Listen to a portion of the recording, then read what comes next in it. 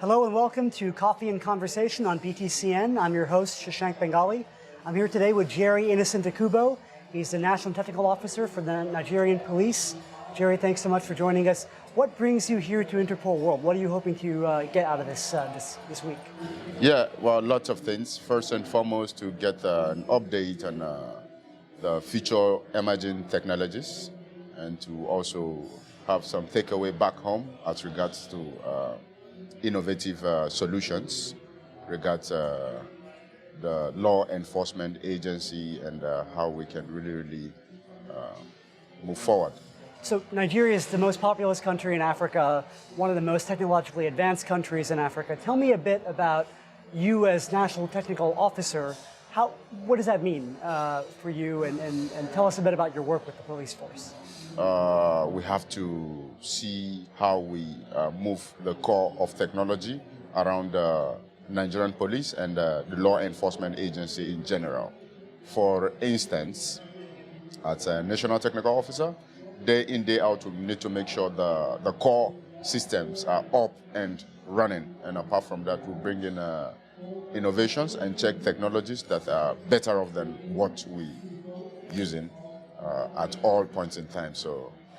And we know, of course, Nigeria, with its huge economy, has challenges involving terrorism, involving theft of oil, major problems that the government and the police force have worked very, very hard to combat and have made a lot of progress on.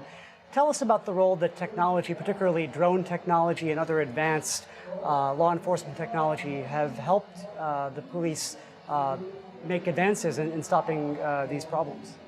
Well, in terms of technology, because essentially Nigeria is vast, and where these crimes happen most time is not at the municipal. They happen in remote areas.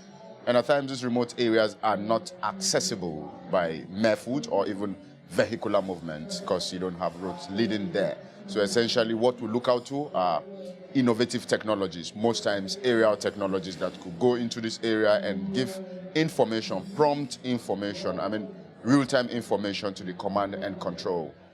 Before now, we use the helicopters, but then we found out that the cost is much.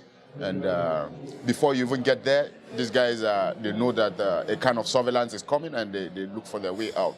But presently, we look at using up, or presently we use drones that are fitted with the right sensors that could go up to 500 meters above sea level, such that they don't hear the sound, they don't know anything is there, but then we'll use this drone, get there, and comb this environment to know exactly what these bad guys are up to.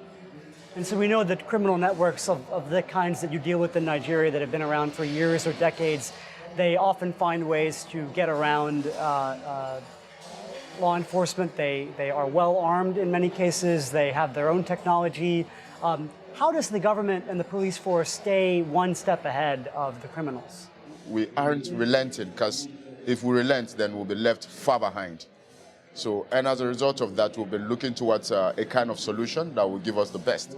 And that's why presently, just like I told you, apart from innovative area surveillance, we're also looking at remote sensing, because that is the core and that's the feature of law enforcement.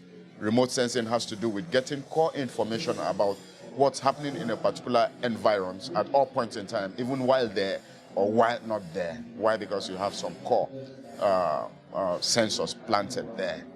And we also understand that you have a program called Hawkeye that involves reporting of crimes by members of the public.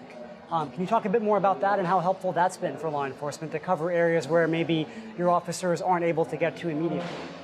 Okay, Hawkeye essentially it's an innovation of the new Inspector General of Police. It's more like a software whereby from any part of the country, if you have an issue or if you have if there's a scenario ongoing and you feel it's not normal, it's not ordinary, from your reporting application you can send directly to the command and control center through your iCrime. And what it does is that it automatically logs your complaints into the system. And once they get this notification, a case is opened.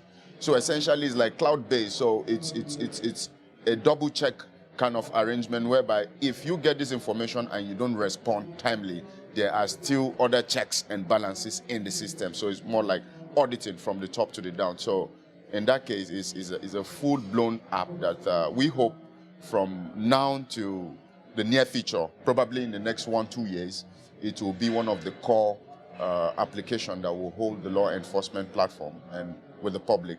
The other thing, unfortunately, that some people outside the country know about Nigeria is the source of all the advanced fee scams, the 319 scams.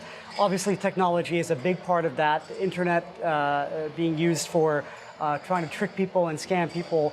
Tell me about the progress Nigeria's made in stopping these guys. I know it's been a big priority of the government to do this. Well, there's been an agency that has been set up for this recently. I think for the past 10 years they've been on this, which is called the Economic Financial Crimes Commission, EFCC, and they've had a lot of breakthrough recently as it regards to curbing the internet crime, popularly known as Yahoo Yahoo boys and all the rest of that.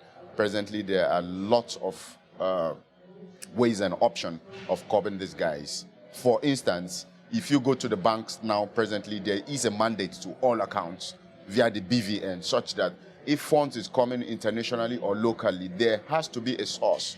Where is this fund coming from, or what you've done with this fund? If DHL is coming, unlike before where you have free DHL, anybody goes and pick based on wire transfer and the rest, all these are being checkmated by reliable sources. So I think with this, in the near future, it will be a thing of the past. Well, thanks very much, Jerry. That's all the time we have for today. Thank you for joining us on Coffee and Conversation on BTCN. I'm Shashank Bengali, and we'll see you next time.